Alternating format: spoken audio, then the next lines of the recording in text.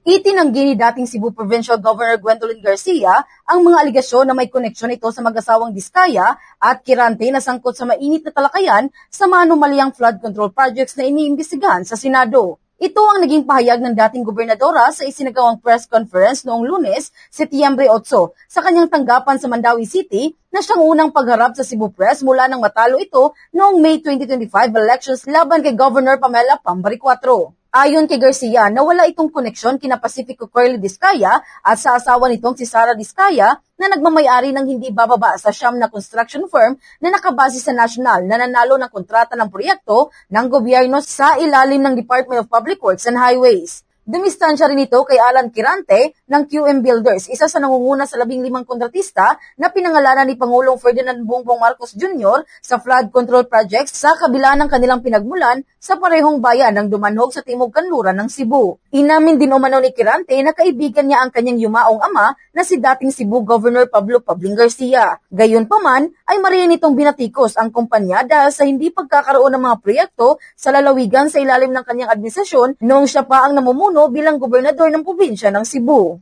DP, of course, DP. Pinas flood control. Pero why quarry permit? So I felt out of delicadeza. Kung close kami, BFF, ako na mag-una. But I said no. Why? Because we have collectibles from QM. That's why we never got a single project. Mula rito sa lungsod Lawigan ng Cebu, Bombo Jonah Cañete. This is Bombo Radio Philippines, the #1 and most trusted source of news and information. Basta Radio, Bombo!